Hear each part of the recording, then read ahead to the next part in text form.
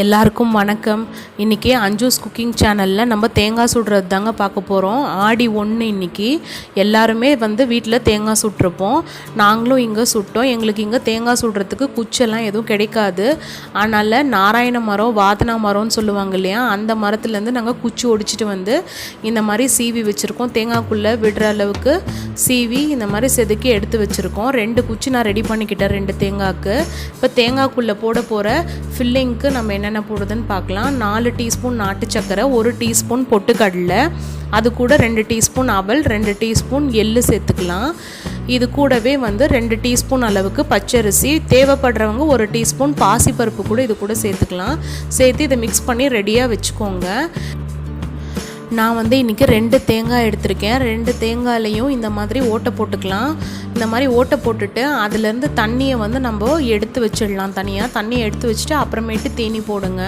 நம்ம ஊர் பக்கம்லாம் சின்ன வயசில் நானே பண்ணியிருக்கேன். கல்லில் போட்டு கருங்கல்லில் போட்டு தேங்காய் போட்டு நல்லா தேய்ச்சி மொழுன்னு பண்ணி கொடுத்தா தான் எங்கள் அம்மாலாம் ஓட்டை போட்டு தீனி போட்டு சுட்டு தருவாங்க. இந்த மாதிரி தாங்க கொஞ்சம் கொஞ்சமாக தீனி போட்டு நம்ம கம்பியை வச்சு குத்துனோன்னா எல்லாம் உள்ளே போயிடும். அதெல்லாம் சின்ன வயசு ஞாபகம்லாம் மறக்கவே முடியாது. இன்றைக்கி என்னால் அதெல்லாம் பண்ண முடியல. மேலும் இங்கே கருங்கல்லாம் இல்லை போட்டு தேய்க்கிறதுக்கு. அதனால் நாங்கள் அப்படியே ஓட்டை போட்டுட்டோம். இந்த மாதிரி எல்லாம் ஃபில் பண்ணிக்கோங்க. தேங்காய் ஃபுல்லாக ஃபில் பண்ணக்கூடாது. தேங்காயில் கால்வாசி ஃபில் பண்ணால் போதும்.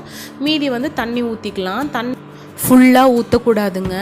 நம்ம இந்த தீனி போட்டுட்டு ஹாஃப் இதுக்கு மட்டும் தண்ணி, அந்த தண்ணி எடுத்து வச்ச தண்ணியில் பாதி தண்ணி ஊற்றுங்க. ஊற்றிட்டு தேங்காவை எடுத்து நம்ம ஆட்டி பார்த்தோம்னா அந்த தண்ணி ஆடுற சத்தம் நமக்கு கேட்கும். அந்த அளவுக்கு நம்ம தண்ணி ஊற்றினா போதும். வலிய தண்ணி ஊற்றினோன்னா தேங்காய் சுடும் போது அந்த தண்ணியெல்லாம் வெளியிலேயே வந்துடும் நமக்கு. அதனால் பார்த்து ஊற்றுங்க.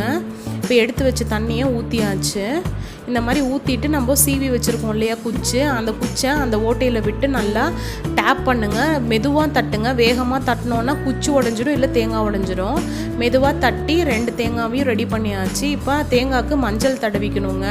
நம்ம ஊர் பக்கம்லாம் இப்படி தான் நம்ம எப்பயுமே சுடுவோம். இதுதான் நம்ம பாரம்பரியமாக பண்ணுறது.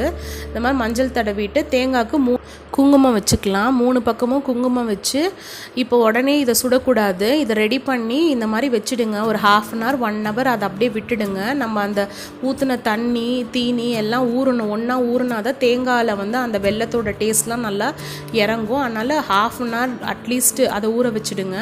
1/2 அன் ஹவர் கழித்து நம்ம அதை சுடலாம். இப்போ நம்ம ஊர் பக்கம்லாம் தெருவில் இருக்க எல்லா குடும்பமும் ஒன்றா சேர்ந்து ரோட்லேயே விறகு இல்லைன்னா மட்டை எல்லாம் போட்டு பெருத்தி சுடுவோம். ஆனால் இங்கே அப்பார்ட்மெண்ட்டில் நாங்கள் அப்படிலாம் பண்ண முடியாது.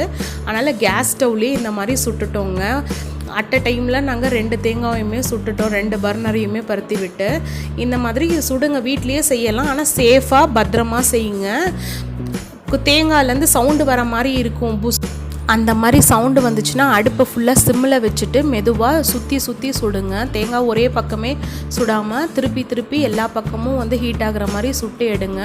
கொஞ்சம் நேரம் கழித்து தேங்காய் ஏதாவது ஒரு பக்கம் வெடித்து வரும். அந்த மாதிரி வெடித்து வந்துச்சுன்னா தேங்காய் ரெடி ஆகிடுச்சின்னு அர்த்தம்.